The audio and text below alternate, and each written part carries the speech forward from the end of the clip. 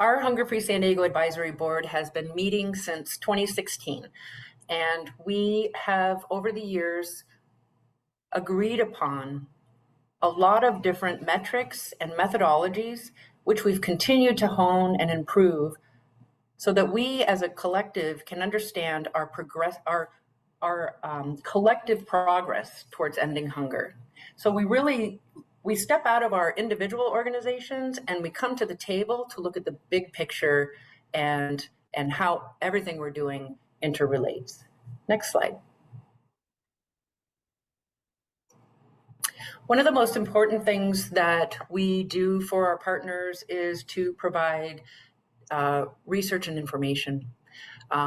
It enables the Hunger Coalition and our partners to take a more targeted and data-driven approach, and it also allows us to get further and further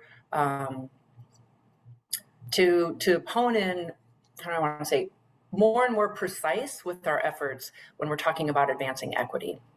So these are some of our latest numbers. We release new data every quarter.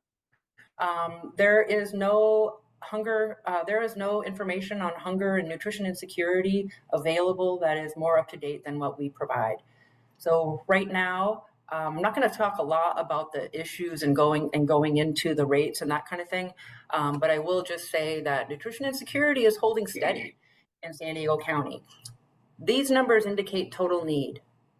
So we look at the total need so that we can really understand how many people are in need of food assistance, whether their need is met or not. We just want to look at the total universe of need. So we're talking about 23% of San Diegans. And you might think 743,000 people is like crazy, but we have over 1 million people in San Diego County enrolled in Medi-Cal, which is our state's Medicaid health program. So that's 1 in 3. So we really do have a very significant portion of San Diego County residents who are struggling to make ends meet. Next slide. This situation is much worse when we look at race and ethnicities, and you can see the disparities on this slide. I will say, this information is from the census from 2021, because I will say we're continuing to struggle to find information broken down by race and ethnicity, and that's an advocacy point for us. So looking here at this data, you can see that the white community experiences hunger, about 23% of the white community experiences hunger, whereas it is much, much higher for the Black and African American community, for the Indigenous community, for the Latino community, and for people of 2 or more races. These are disparities that are perpetuated by inequitable access to food assistance. Access to enough nutrition is one of the most fundamental and foundational first steps in advancing equity.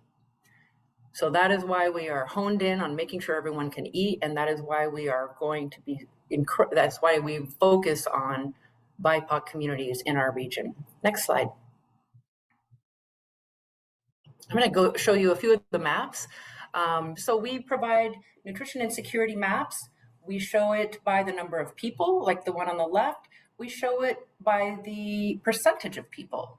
It's important to show the nutrition insecurity rate, like on this map on the right, because on the left, when you're looking at number of people, the need in areas like our rural East County tend to sort of disappear and look like, oh, there's really not a lot of need. But when you look at it by rate and you see that, half of the people who live out in these rural communities are struggling to get enough food, it really helps us see the level of need in a different way. Next slide. So one of the big things, one of the biggest, I would say, accomplishments of Hunger Free San Diego is the shared data. So at that table, we have about 30 different organizations, and we are the trusted data gatherer. It's a big deal to have other nonprofits open up and share their data with us. So every quarter, we reach out to 18 different entities to gather information on the amount of food assistance provided. You know, it comes in many different forms, so we convert it all into the comment metric of a meal, and then we can look at where it is going at the zip code level. Next slide. Now here's where the rubber hits the road. Missing meals. So this level of detailed information down to the zip code level with missing meals isn't happening in any other community that I know of nationwide.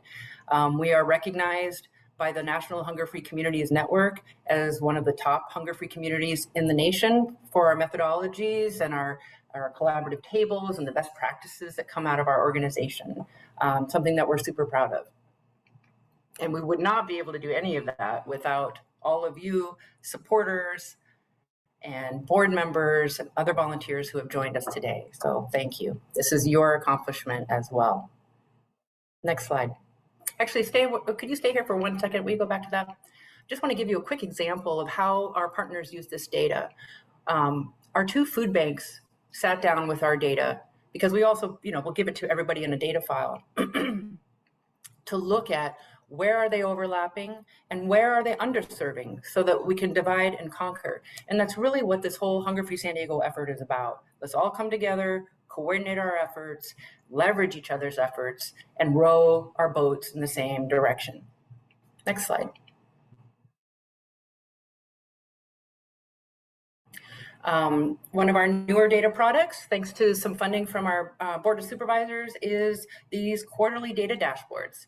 So these are available every quarter. They're on our website along with all those maps and data tables. And these are available in quite a few different versions. We've got 1 San Diego County version, and then we got 9 city council districts, 5 Board of Supervisors districts, 12 California legislative districts, and 5 congressional districts available on our website.